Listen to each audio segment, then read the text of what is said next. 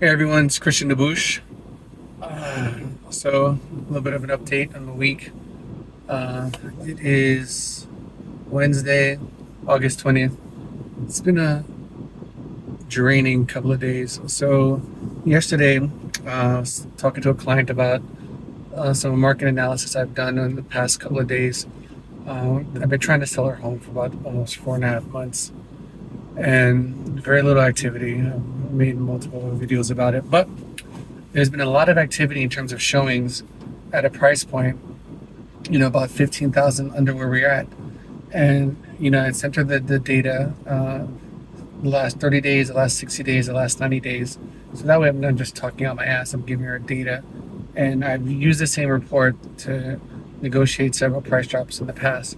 But I guess she's just fed up with price drops. And, she is facing some health challenges, and she just made it in no uncertain terms that she cannot lower the price for blah, blah, blah, blah, etc. So I was like, all right, fine. It is what it is. Maybe she, typically when I had that type of conversation with her a week or two later, she sees the point. Maybe she talks to a friend. Today I went to visit her property. She's in the hospital for different reasons, so she wanted me to check up on it, make sure that the thermostat was working, the AC was working, etc. We've had some storms recently, so I went in there, took the pictures. Thermostat's working, looks good.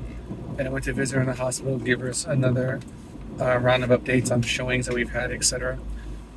And she has a friend from the Northeast who's recommended that we do some advertising to communities in New England. I've not done that. I've not marketed towards those areas in the past, so I couldn't speak to that.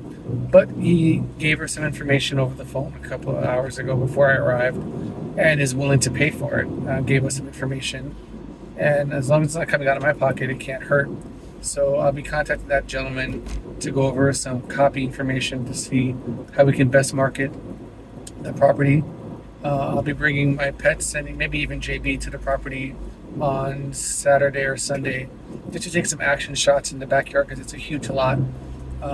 He advised that might be helpful because a lot of the people that he thinks that we can market to buy property sight unseen, like it's the pandemic. I don't know if that's still the case, but he's looking at a market of senior citizens that are looking for second and third homes, that could be vacation homes. And my client was very enamored with that.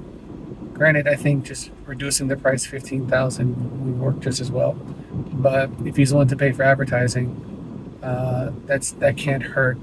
And from my own skepticism, if it doesn't do anything, then what I'm suggesting about price dropping would be much more beneficial. So I'm gonna go ahead and do that. And I'd say it's been draining just because I go through a lot of effort with this client to go over data, numbers, and it's like that. It's like that stereotype. They talk to their uncle, their friend, and their information matters more because they think it's dispassionate. I definitely want to sell this property. I've not had a property sit on the market longer with less interest.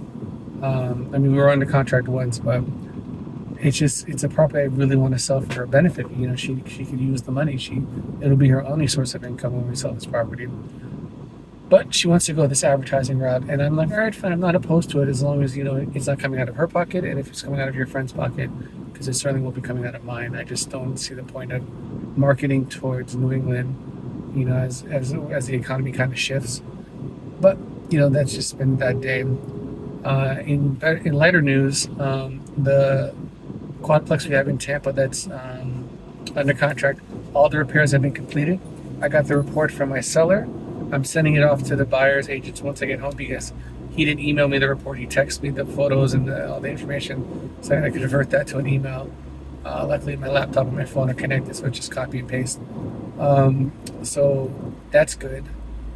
So the sooner we can get that to their inspector, the inspector can just sign off on it based on just the invoices on some of it. And I imagine some of the things he's going to want to see, like the electrical panels or proof that we did the roof. But if we can get that done before we tent the property for termites, then we can close as soon as the tenting is over. So that'd be ideal because then we can close 2 weeks early. So that's the good news in that part. And if that's the case, then that's a good payday. And I can go through all this headache with my other client and resource up for what will be just me doing some advertising in New England. Yeah, that's it so far. All right, good talking to you guys. Talk to you later. Bye.